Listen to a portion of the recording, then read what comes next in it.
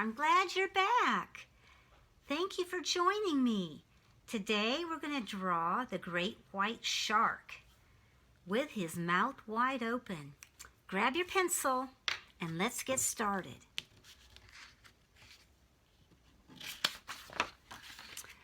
What do you think we're going to start with? Well, not this time. We're not doing the eye this time. This time we are going to do his teeth. So we're going to start right about here. We're in the center of the page. A little bit of shape. We want some room for his tail. So I'm moving over just a little bit. And we're going to draw a little line that angles. And then come down and up. One tooth. Do the part that's on top of his gums first. And then come down. And then come down. Let's do another one. Kind of a wiggle line. And then curve down, and then come down. Make sure you make them pointy. Again, another one, and then come down and come down. Now we're going to do some little more triangular, smaller ones, like this. And then we're going to stop. Now, to show this is the upper part of the mouth. To show that the teeth are not just floating, we've got to draw the gums. So we're going to connect a line between each tooth, like this, until we stop there. Next part, go to the first tooth we did and make a little line that wiggles up. Now we're going to draw a line that curves around all the way over here. I saved a little space because I want to put one more tooth here, like this. Great job. I'm so proud of you.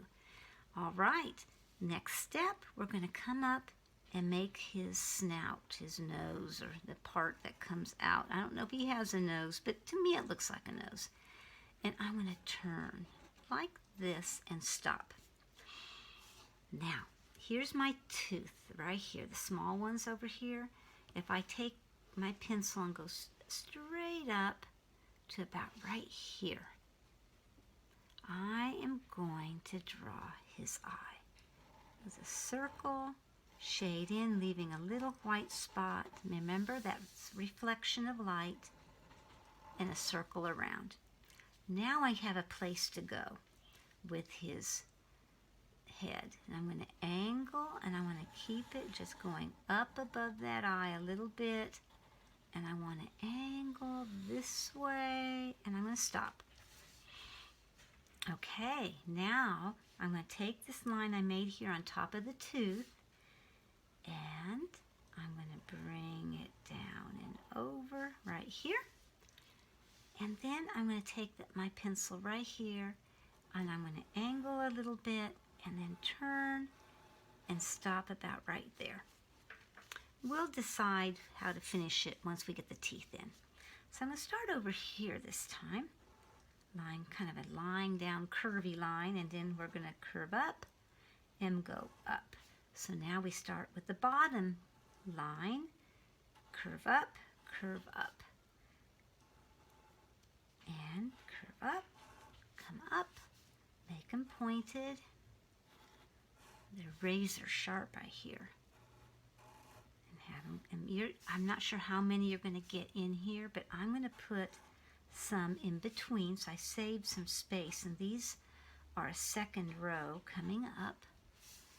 And then I'm going to come, let me see where this one is and where this one is. Okay, before I even finish here, I can see I'm going to need to add some more mouth. So I'm going to come back on top of this tooth and draw a line that comes in like this. And then I'm going to stop. And I'm going to put on the outside of this line some pointy teeth coming down. You can put as many or as few as you want. It's totally up to you. And then I'm going to put some pointing up this way, like this. And it's up to you how many you're going to get in here. These are smaller. And then I'm going to turn around and just connect like we did on the top. We're connecting and we're going to stop right there. Now, inside here, this is all in the shadow. It's all dark. I mean, it goes down into his belly, and I wouldn't want to be there. So you just take your pencil and you remind yourself that when you paint it or color it in, you're going to make this part dark.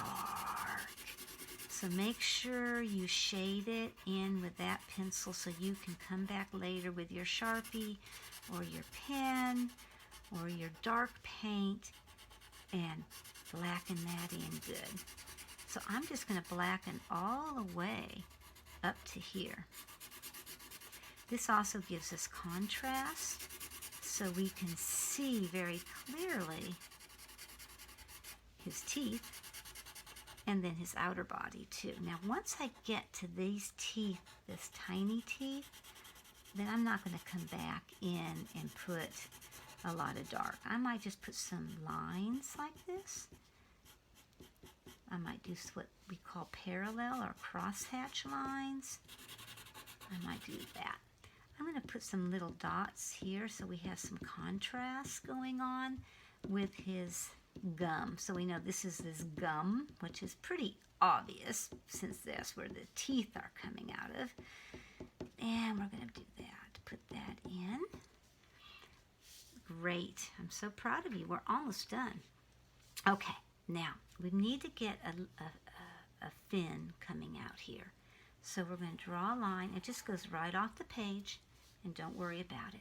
Move over. You're going to make another line, and then you're going to come back and connect, and you're going to blacken, shade it in with your pencil. This is dark, and in the shadows, move over, and we'll do the lower portion of his fin. Very good.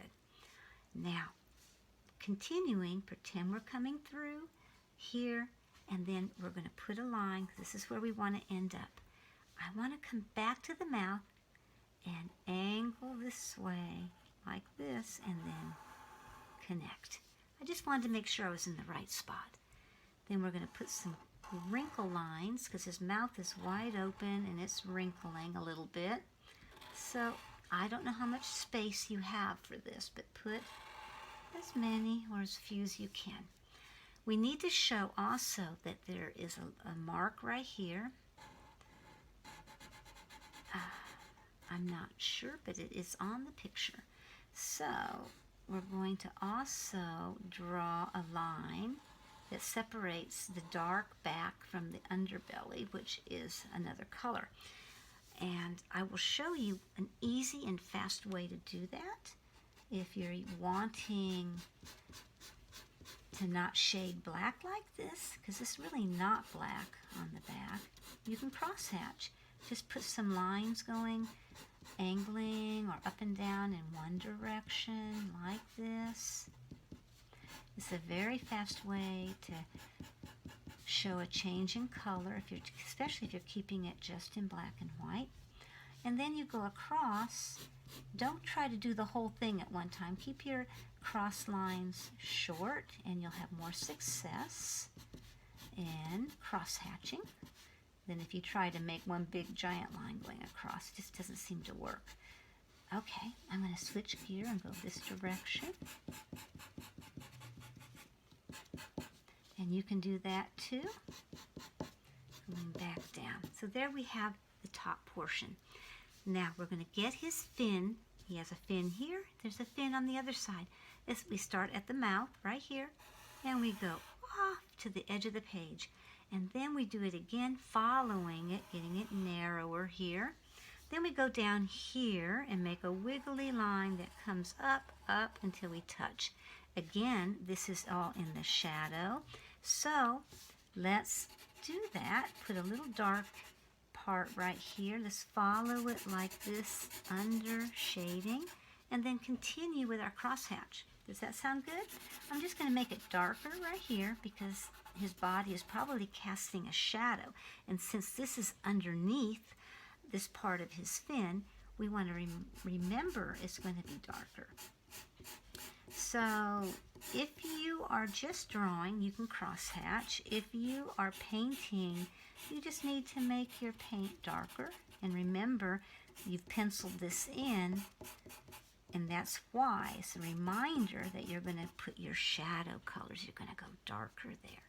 And then we're going to also crosshatch this other fin we started with over here.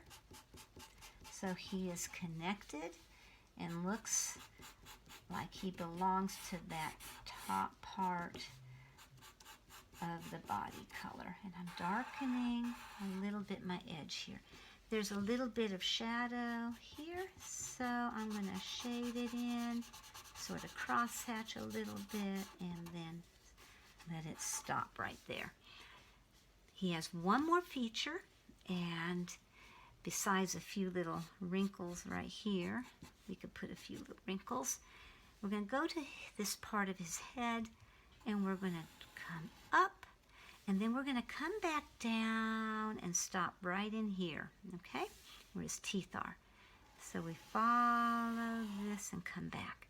This is the upper portion of his tail fin.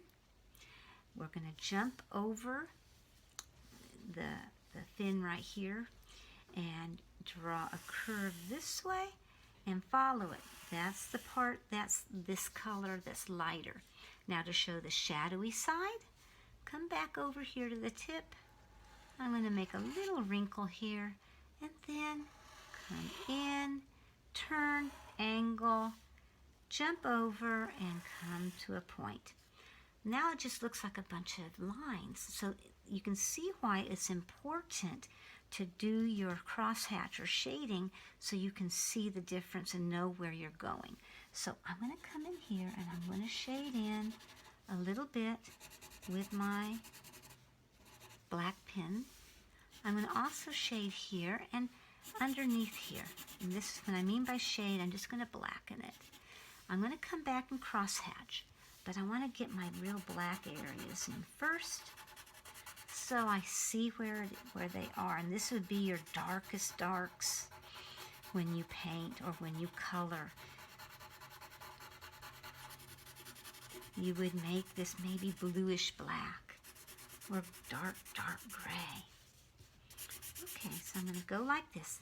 Now let's get that crosshatch. Let's just start on top of that shading, bring it out, make them short, come on out. It's okay if you overlap and go on top. Let's cross back, and do it again. We just work little by little until we finish.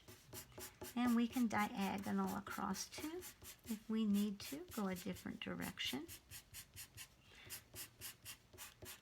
We can go up and down, back and forth. Again, this is going to be in the shadows, and so we want to make sure we see that clearly. So we're cross-hatching.